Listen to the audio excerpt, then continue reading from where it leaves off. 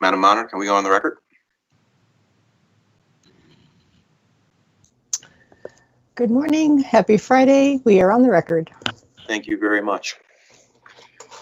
We have one matter on today's calendar. Good morning and welcome to the Supreme Court. This is the matter of State versus Bradley. Each side will have 30 minutes to argue. The appellant may reserve any portion of that time for rebuttal. Counsel for the appellant, please identify yourself and let me know how much time you wish to have for rebuttal. Good morning, Your Honor. Naomi Fetterman on behalf of the defendant appellant, Mr. William Bradley. I'd like to reserve 10 minutes for rebuttal, please. Thank you. Senior Associate Justice McDonald will be our timekeeper. Can you see him? Yes, I can, Your Honor. Thank you. He will let you know when there's 5 minutes, 3 minutes, 1 minute, and your time is up. Whenever you're ready, counsel. Thank you, Your Honor. This appeal raises two issues. The first is whether or not Mr. Bradley has standing to proceed with his claim that he was being prosecuted under an unconstitutional statute.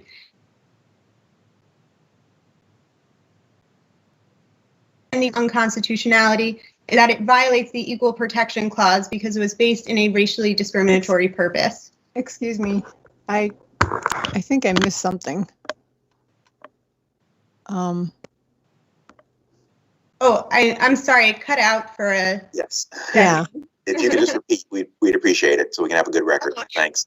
Cut out on both ends. Wonderful. So as I stated, there's two issues raised on the appeal. The first is whether Mr. Bradley has to pursue the statutory violation at issue. So the first level is that Mr. Bradley, because of his due process entitlement not to be convicted under an unconstitutional statute, has the requisite standing to raise the issue of the statute's unconstitutionality. Now, the basis of the statute's unconstitutionality is its violation of the Equal Protection Clause because it is based in a racially discriminatory purpose. Justice Doria. Yeah, I'm sorry. I just want to get this one out of the way early because I think it may go to both issues. I just want to clarify sort of the standard issue. If you're right that your client has standing, but he's not a member of a suspect class or he's not a member of the minority group that's targeted here. Let's say he does have standing to bring this due process claim. Isn't it a rational basis as to your client? No, respectfully, Your Honor, and I'm so glad you asked this question. I was planning on starting with the statute's unconstitutional. Counsel, you're cutting out. She keeps. So we see that replete in the Supreme. Excuse me, you're freezing up, and I'm losing things you're saying.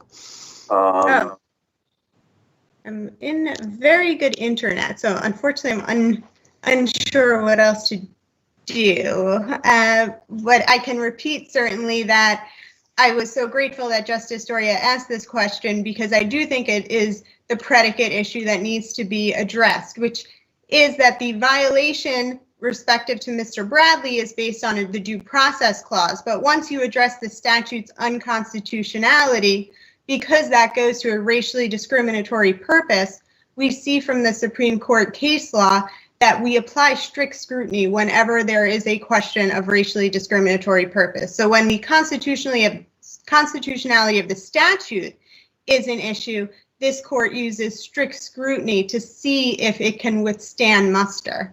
Okay, so let me just make sure that I have that right.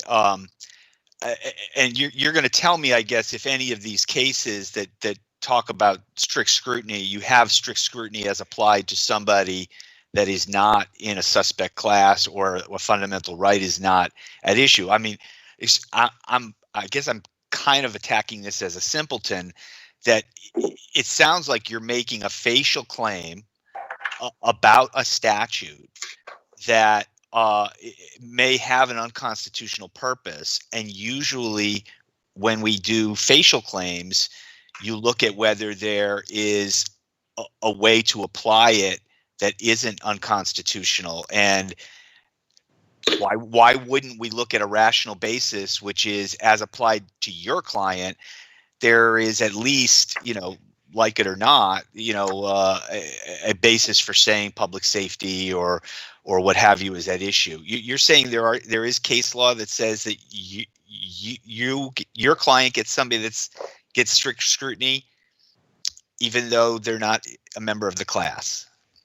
I understand the framework Your Honor is asking about, but the guiding case law is actually the Village of Arlington Heights model with the burden shifting, which is what we fall under as in Hunter v. Underwood, which is also cited in the brief.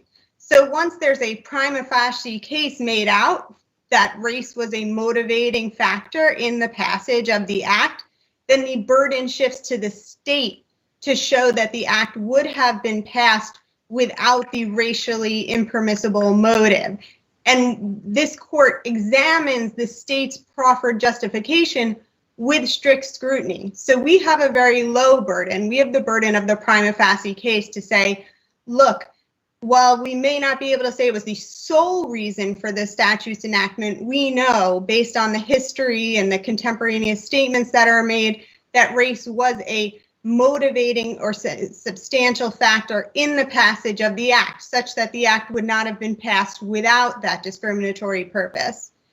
And then if this court finds, as we maintain, that we've met that prima facie case, the burden then shifts to the state to say, no, that statute would have been passed without this impermissible motive. And when the court performs that second part of the analysis, they use strict scrutiny. Okay, thank you. And that I think the confusion might be that's a little bit separate from the due process violation, which grants our client standing. There's no rational basis or strict scrutiny that goes to addressing the standing due process issue that's specific to our client. But the examination of the constitutionality of the statute involves that burden shifting that we see in Village of Arlington Heights and then is used in Hunter v. Underwood as well. Did that answer Your Honor's question? Counsel, is a question from, are you finished, Justice Daria? Justice Khan? Thank you, Chief. Counsel, my question is this. The appellate court noted that your client, that you did not raise third-party standing. So before we get to the merits of your client's own due process claim, whether the statute as applied to him violates his due process rights, he has to first establish standing. And he first has to have a court say that the statute violates the equal protection rights as it relates to African Americans and Hispanics. But he has to have standing to bring that claim. If he doesn't have direct standing, he can have third-party standing. But you never raised third-party standing, although the appellate court does a third-party standing analysis. My question to you is, I have two questions. One is, you're not claiming a special relationship that gives him third-party standing, are you? No, I'm not raising third-party standing, Your Honor. So how is it that your client has direct standing then to bring this claim? Because he's being prosecuted under the statute, and it's black letter law. I know that the state faults the briefs for the age of the cases, but that's because these are such foundational precepts that no one can be hailed into court on the basis of an unconstitutional law. Doesn't your client have to first establish that the law violates the equal protection rights and that he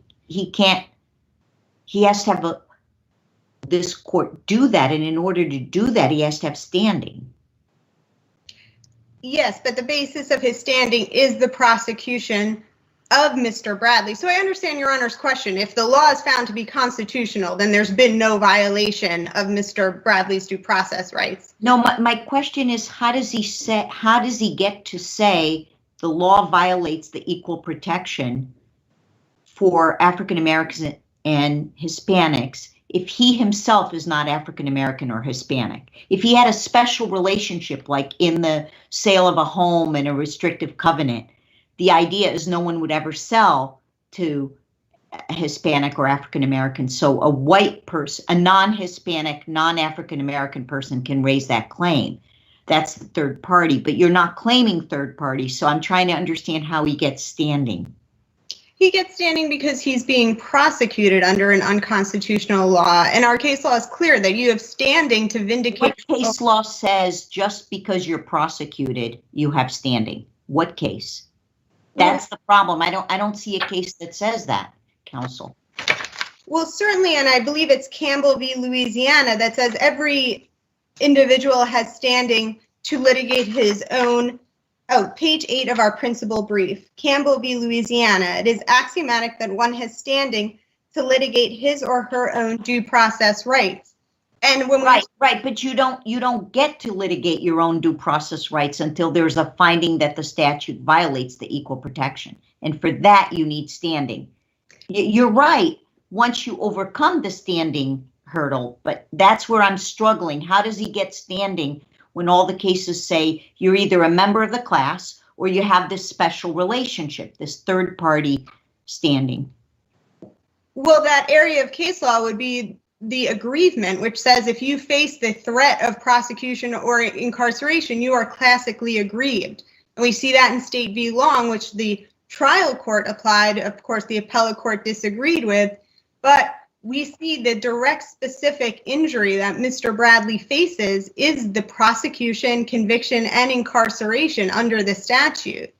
And I don't think that there is any ambiguity in that area of law that says if you are facing, and it's beyond actually criminal, it also says civil liability, you are aggrieved and you are suffering a direct specific personal injury that would entitle you to challenge the statute. And the other cases cited in our brief say it comes within the purview if the operation of the statute affects his or her rights. And here we have the operation of the statute, the criminal statute, directly affecting Mr. Bradley's rights because he was prosecuted, convicted, and incarcerated under the statute.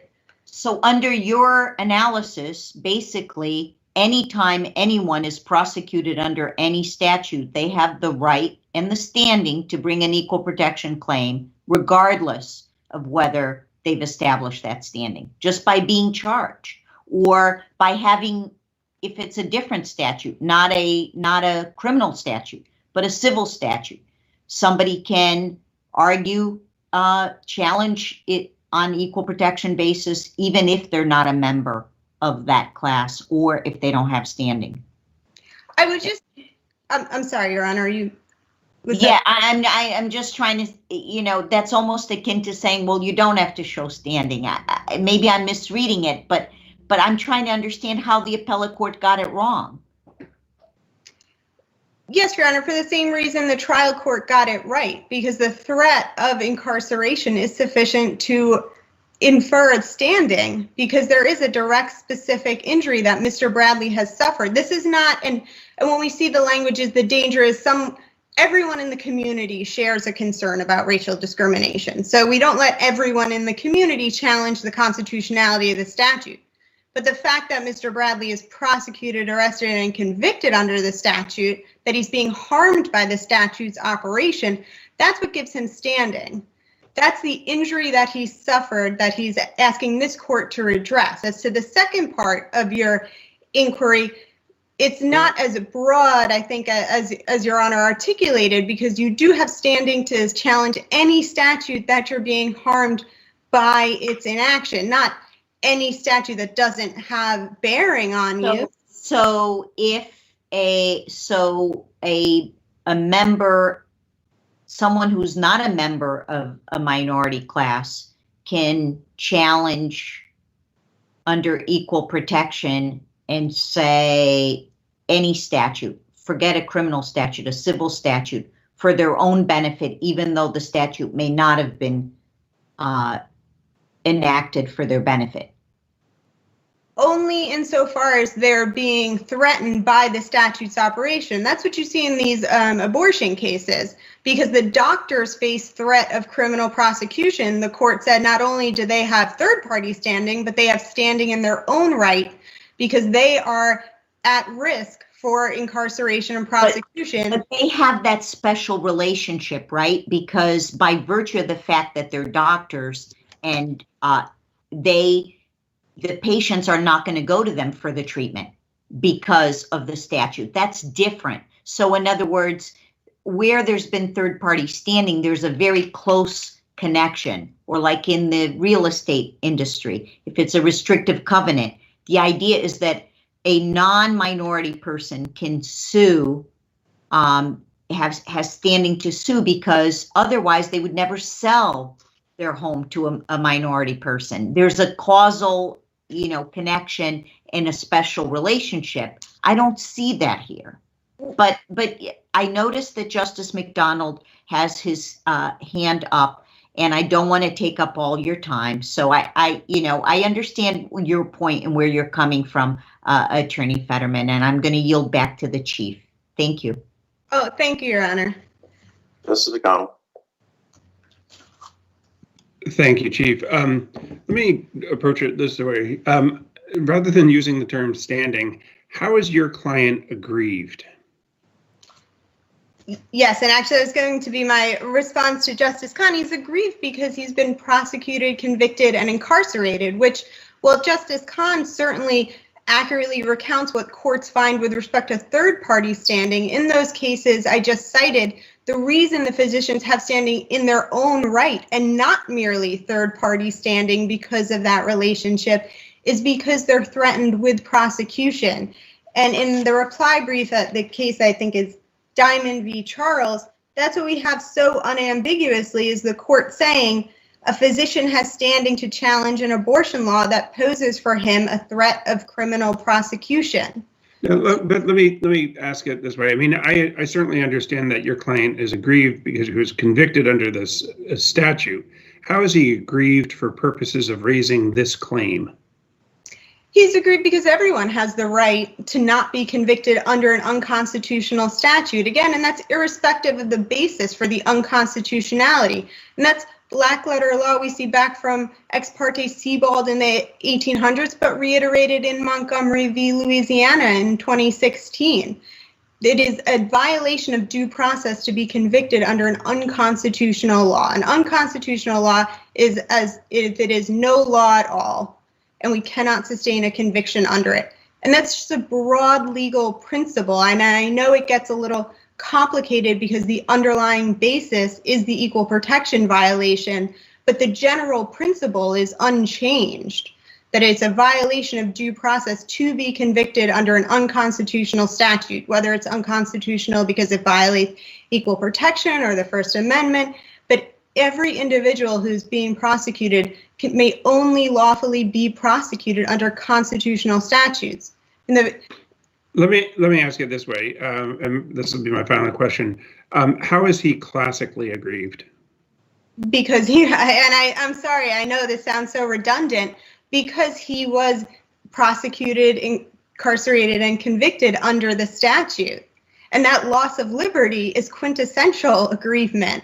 And we have this court in Gonzales saying even 1 day in jail is a significant infringement on someone's liberty. And so when we have a prosecution, incarceration, and conviction under an unconstitutional statute, that is a concrete injury. Thank you. Thank you, Your Honor.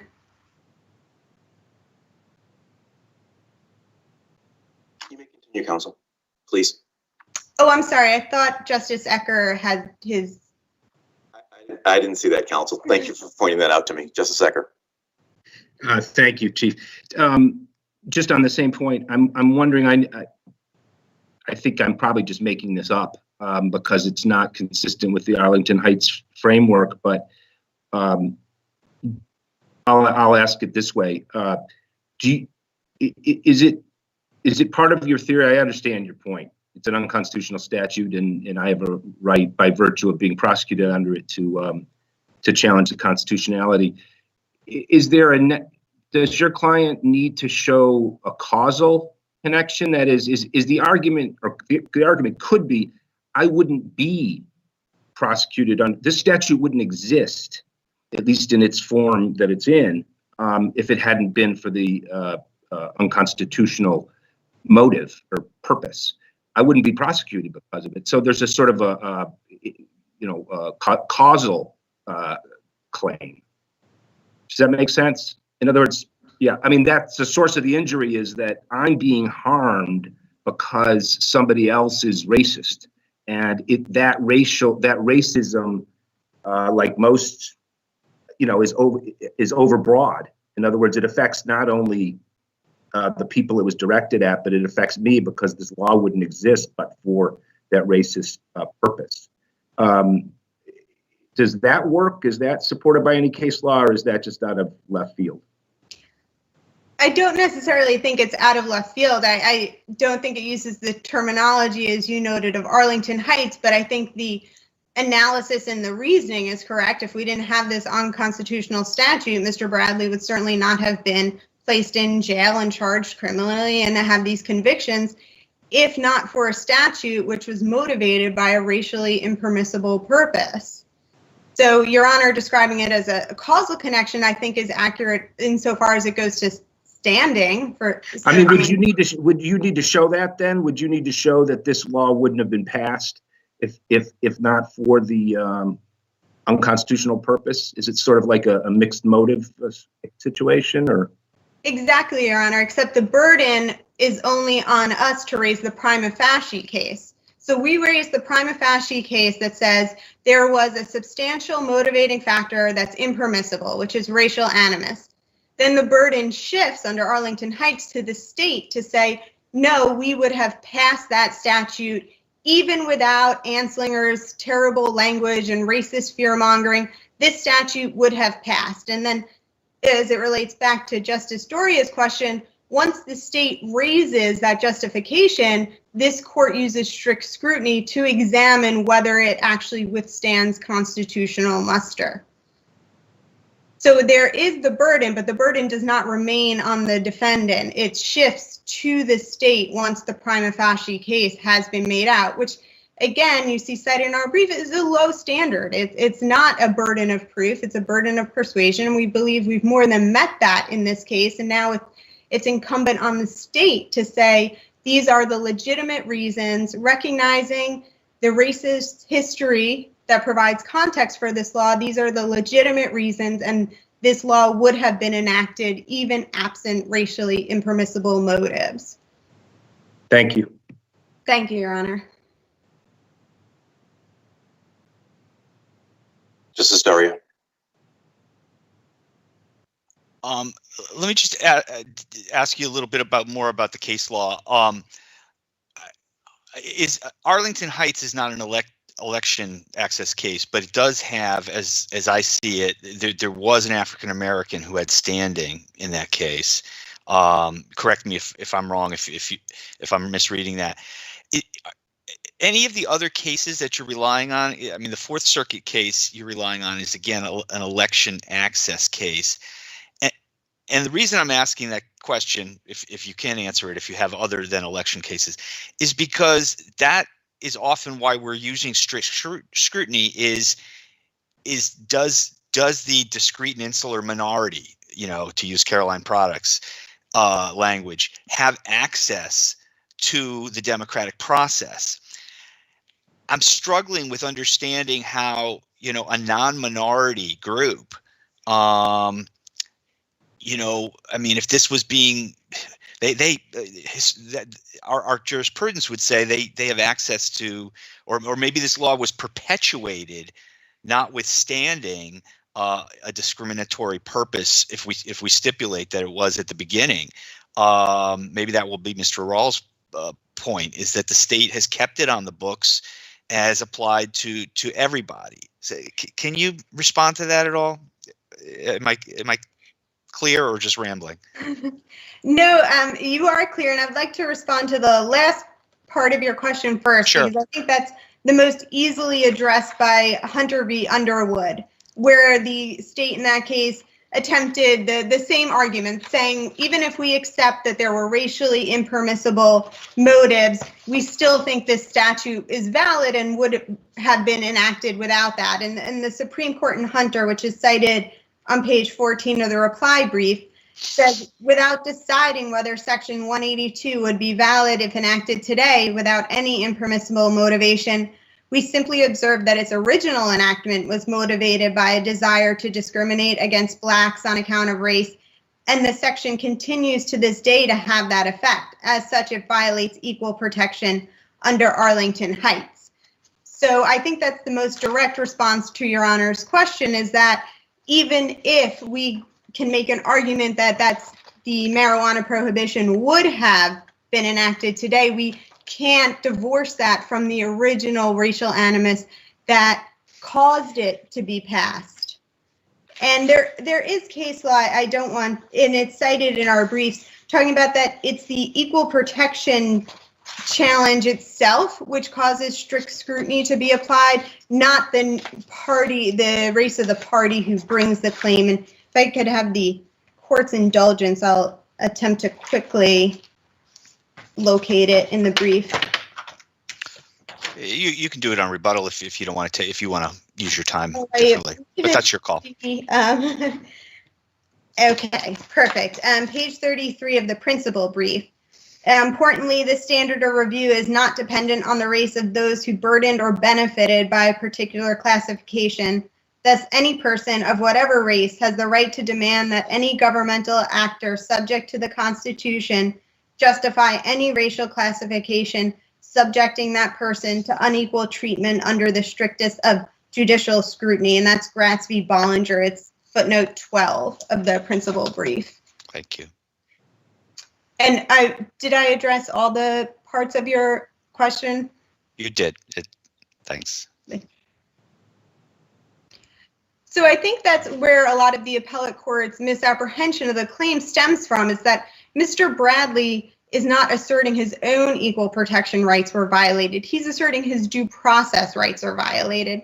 And that's the mechanism by which he gets standing, because of his due process rights not to be hailed into court under an unconstitutional law.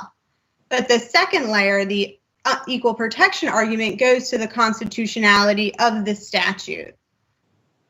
And so when we accord Mr. Bradley standing, it's because he is very concretely aggrieved by the statute. He is not standing as a member of the community making a general argument against racial discrimination. He is someone who has suffered because of an unconstitutional statute. And if there are no further questions, I will save the remainder of my argument for rebuttal. Seeing no questions, thank you, counsel. You have your remaining time. Thank you.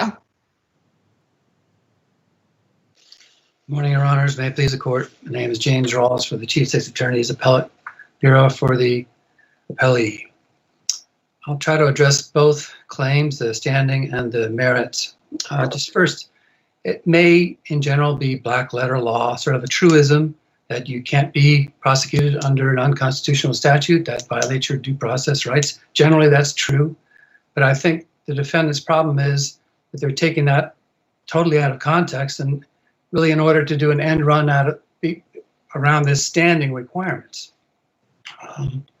Standing requires that you have a personal legal interest involved, not just the general interest of the community, and that you're in fact legally injured, not just arrested, not just charged, not just convicted, but you have a legal injury under this statute. You don't have a right to claim, you don't have a standing to claim the due process rights or the equal protection rights of other people. You don't have that right unless you're a member of that class of people whose rights were injured. Mr. Rawls, is this a question? I'm sorry. Just a second. Thank you, Mr. Rawls. You know, what you're saying certainly rings true, makes perfect sense in traditional, conventional standing analysis. But I can't help but think how directly in conflict it is with all of the rhetoric of the day. You know, I mean, we are writing letters and protesting and standing up and holding signs. I mean, we're not, judges don't, but, you know, all right-thinking Americans, to my view, are talking about how we need to understand that there has to be solidarity between the races in order to overcome racism. It can't just be a black person's problem or a Latino's problem. It has to be our problem. And that we all, it's not metaphorical, we all suffer an injury when when somebody calls my friend a terrible name, I'm hurt too, and in a real way. And so it seems to me, if you apply that here, you know, I mean, one response is, oh, that's nice rhetoric, but, you know, that's not how our law works. But it seems to me that one response to that might be, well, until our law works consistently with our words, then the words are just words and really don't matter. So why shouldn't we recognize a right, at least in this particular context, for, I mean, it's a little weird to say only you know, an African American can challenge a law that was passed. Let's assume it's all true. It's all totally racially motivated. It's just about getting blacks and Latinos. That's what it was about. I don't have anything to say to that. You don't have anything to say about that. This gentleman doesn't have any right to bring that problem to court.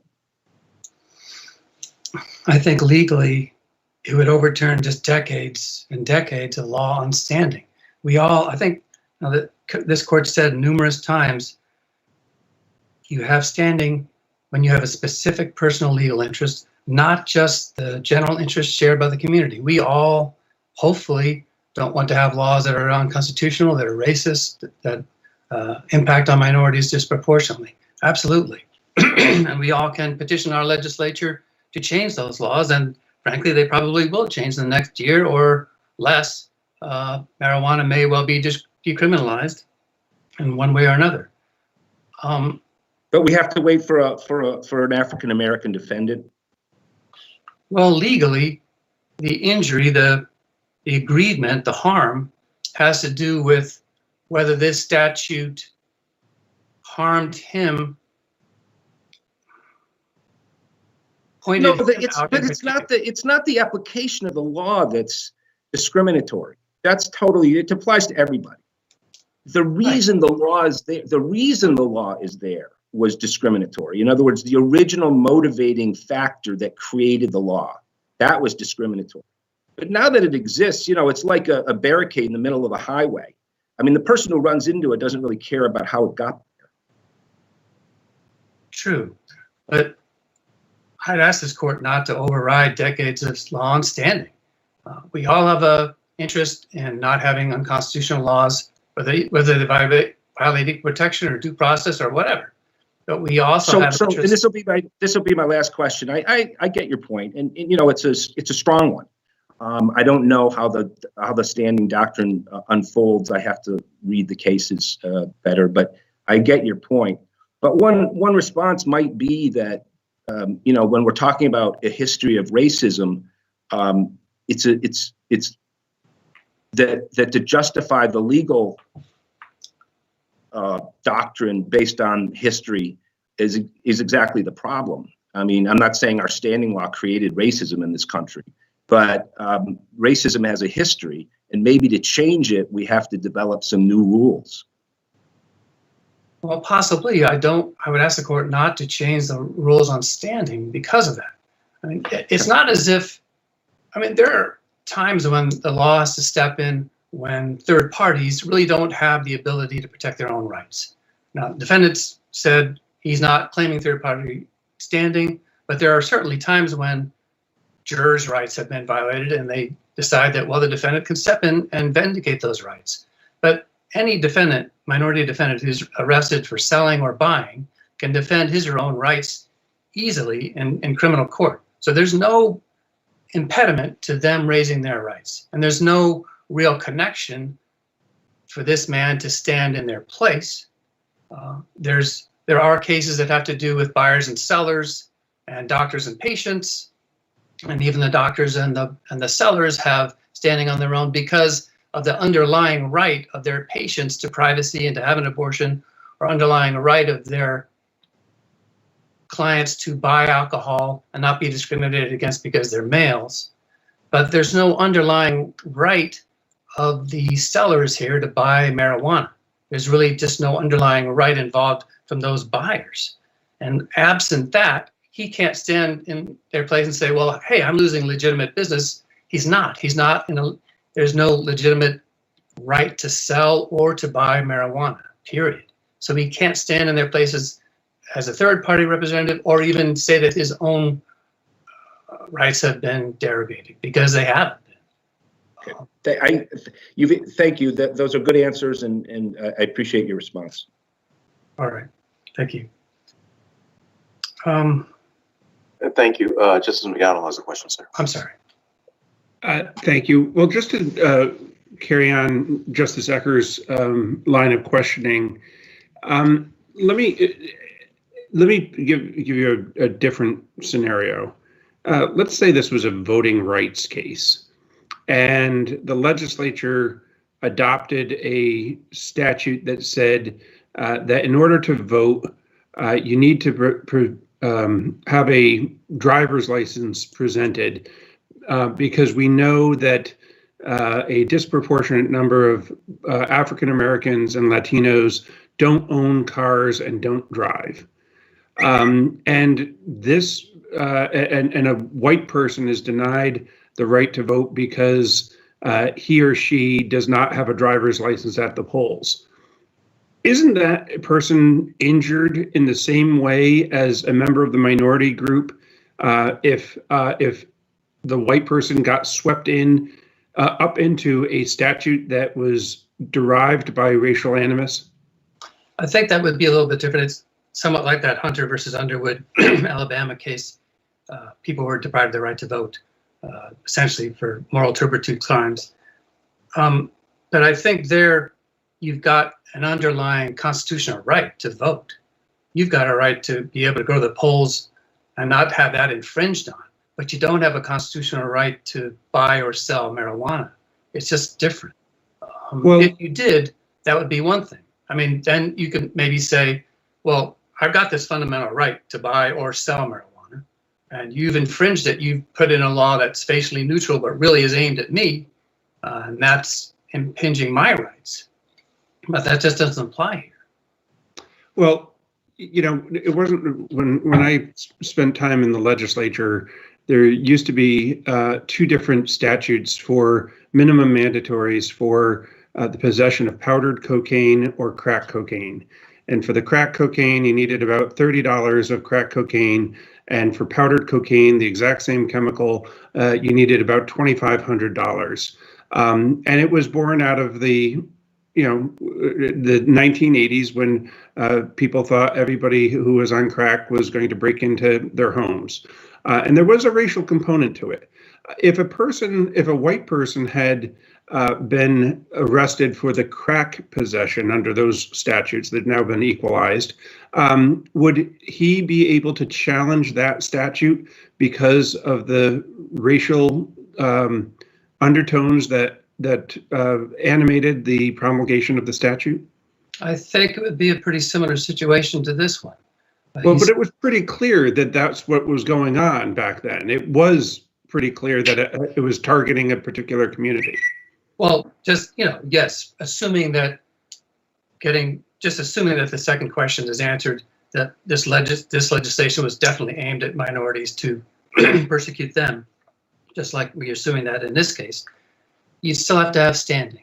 And was this person really discriminated against because of his race, which was the intent, supposedly, of the statute to punish crack users worse than. It's almost like the argument, I think, is almost not that he was targeted because he's white, but that he got swept up in a statutory scheme that was targeting racial minorities.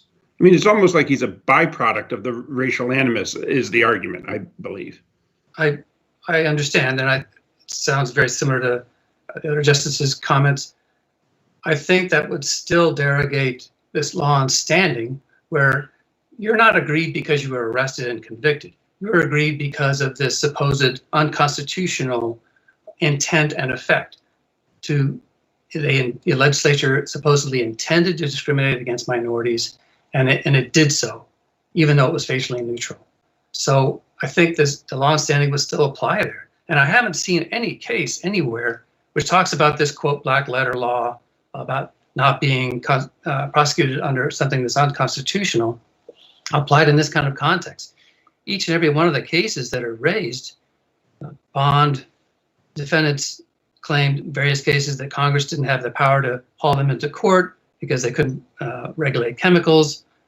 Congress couldn't give them life without parole because that's unconstitutional. Congress couldn't regulate the elections, and other cases that have to do with double jeopardy, et cetera, et cetera. All those had to do with that particular litigant's personal rights. None of them had to do with that litigant's contention that other people's rights were being violated, that minority rights, not him, but minority rights were being unconstitutionally violated. Not one of those cases dealt with this type of situation. So to reach the defendant's view is just to essentially eviscerate the law on standing. Thank you, counsel. Okay. I think, Mr. Rawls? I'm sorry. What I find odd about this is race is tremendously complex. Whether it's biological or a social construct, I tend to believe it's a social construct more than any biology whatsoever. So if this gentleman, and it's not the case here, but if this gentleman had said, I did my DNA test and it turns out that I'm 2% African American, I'm 2% black, and so therefore I self-identify as black, he would have standing, wouldn't he? That's good. I think that's a good point. He could say that. It's interesting. I suppose Rachel Dolezal, who impersonated a black person for years, could say, I self-identify, and she has said that, I self-identify as black, because race isn't what you thought it was, it's something different. Yeah. I suppose he would have standing, but in this case. Well, I don't know, but I think part and parcel of their claim is, well, the legislature made this facially neutral law, but we all know that they were trying to get minorities. And how would minorities be targeted? Well, because they use this more often. So I guess the basis of their assumption supposedly their assumption by the legislature in the 1930s was that minorities use pot a lot more. And therefore, if we even apply this, state this neutrally and apply it neutrally, we'll still get a lot of minorities arrested and charged and convicted. So I guess it's interesting, but I'm just saying as to the standing issue. If right. He said, I identify as black, right. He would have standing, I think. But that's not the case here. And correct. So saying traditional notions of standing wouldn't permit this case to go forward. It's interesting. Yes, good point. I'm not sure if I have a better answer than that. I guess just harking back a little bit to some of the other justices' concerns, court is, not sure if it's this court or the federal courts, but we generally agree with the federal law on standing. We use some different language, but we pretty much agree. You don't have standing to claim laws unconstitutional as to apply to third parties, and courts aren't roving commissions rendered to pass judgment on the validity of laws in general. They're just not. I mean, there may be plenty of laws that are unconstitutional in one way or another, and they shouldn't be on the books, and there should be something done about it. I agree, but it's just for standing, we still need to have parties that have a legal interest, not just being arrested and convicted, but a legal harm. And if that harm is not there, if it's harm to others but not this defendant, then this court shouldn't step in and change the law of standing that's been around for decades. It has a good basis.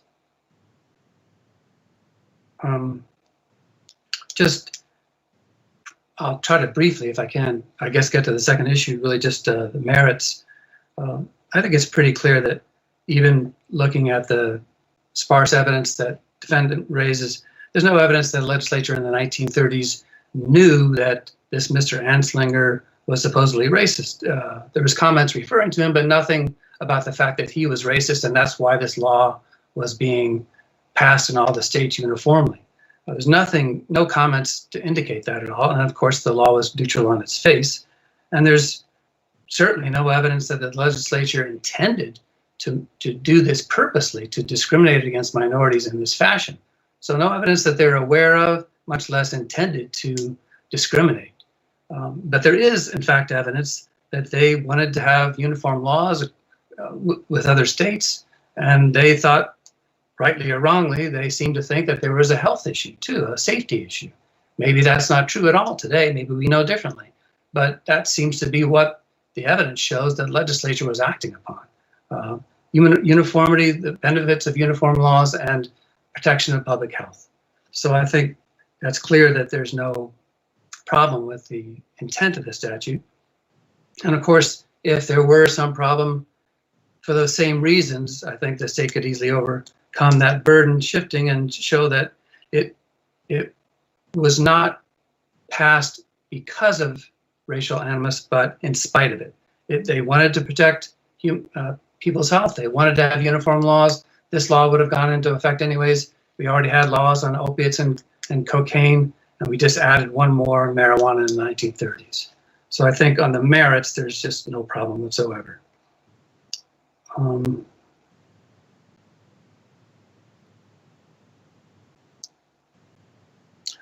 not sure that I have much more to add unless I haven't answered some of the questions that the court might have.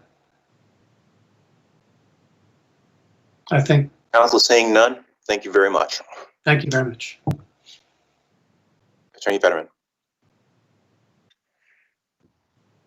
Thank you, Your Honor. And I'd like to begin by confronting this idea that somehow we're making this novel standing argument. And I think maybe the best way to counter that is to look at the language the state cites in its brief on page 8 about what is required for standing and to challenge the constitutionality of the statute. Counsel, before you do that, for some reason, Paul's graph is stuck in my head, which has nothing to do with this case. But it's almost, I seem to be hearing, but for the unconstitutionality of this statute, I would not have been prosecuted. I would agree with that characterization, but for the enactment of a statute prohibiting cannabis, I could not be charged and incarcerated and convicted by the state. And that's precisely the analysis.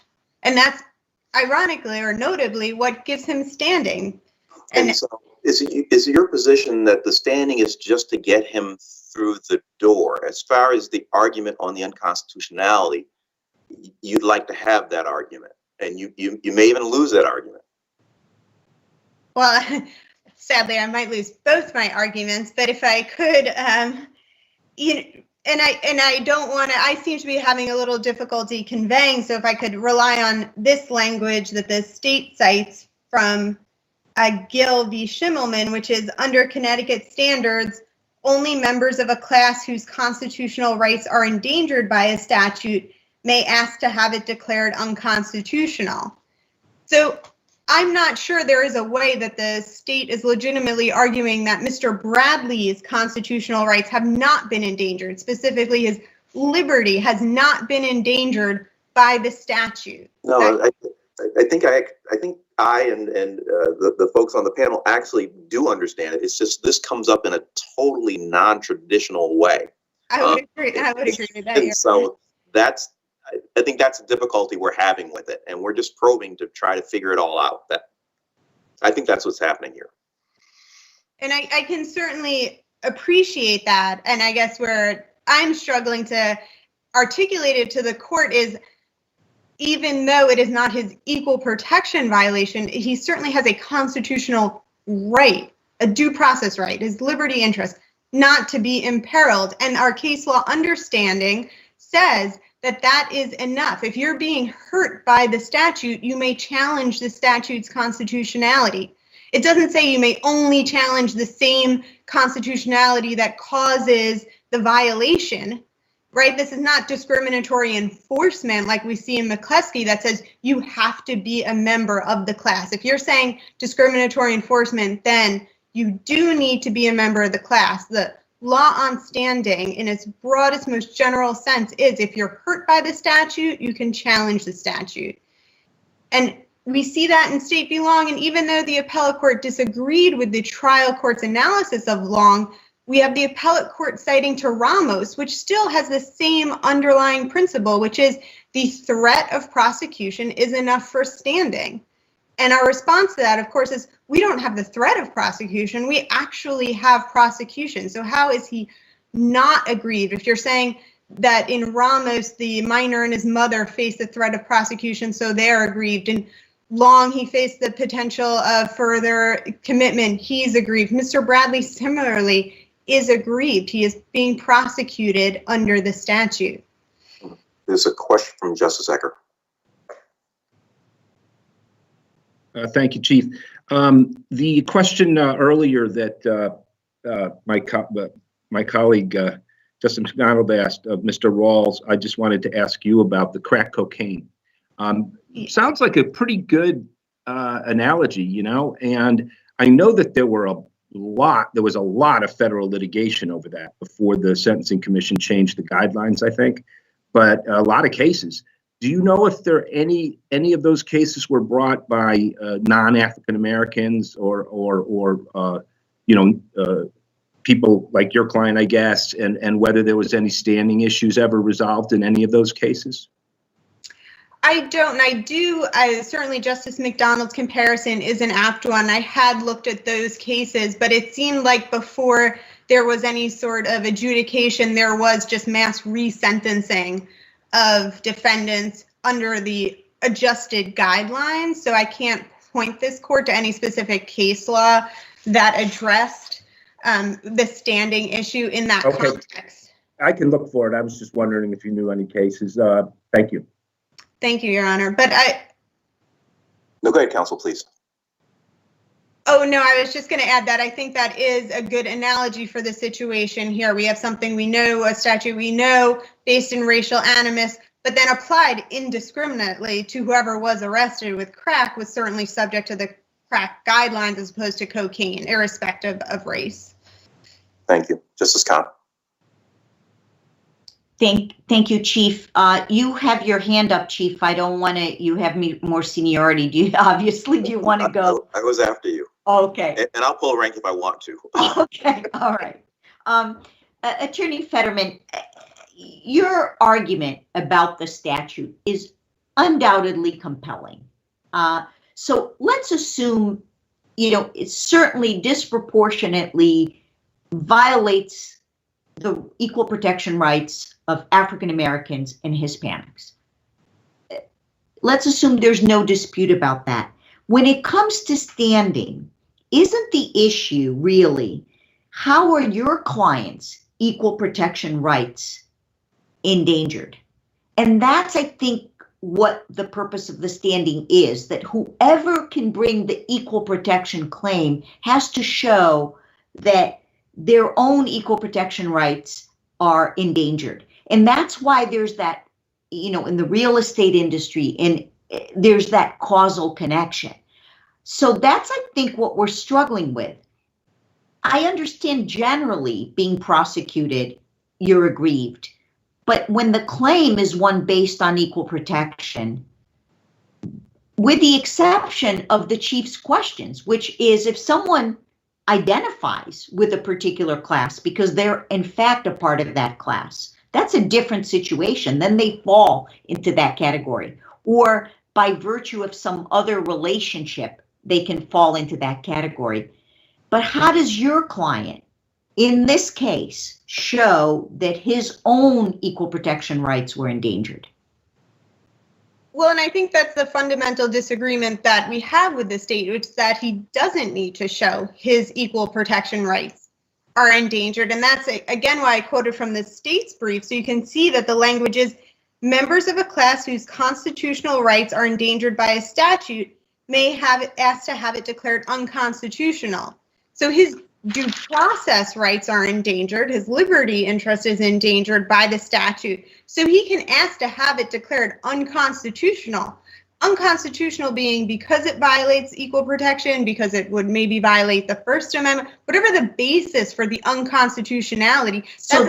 So then you agree with your opponent that your argument is basically saying, let's eviscerate standing as far as for purposes of standing, you just need to have some generalized injury, not a concrete particularized injury that underlies the equal protection claim.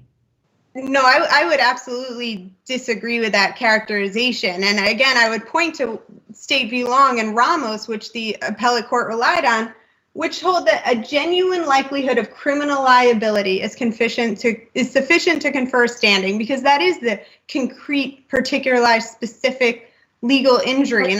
But in one of those cases, the individual had mental illness, and the court found that he was actually a member of that class. In the Chief Justice's example, someone who, may not look like they are Hispanic or Black, but may have, in fact, a percentage of their DNA or whatever that, race is, may identify as that, it is different.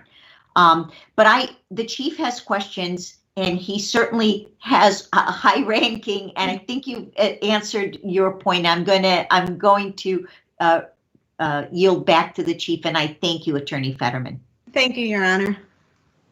Counsel, I just quickly thought about the racial disparity case involving people on death row. Did you look at that case? I think McCluskey v. Kemp, I'm familiar with it. I can't profess to, have very fast recall at this point. And we didn't get to rule on that case because the death penalty was abolished in Connecticut. But I was just wondering if you had an opportunity to look at that, and did you find it either helpful or not helpful?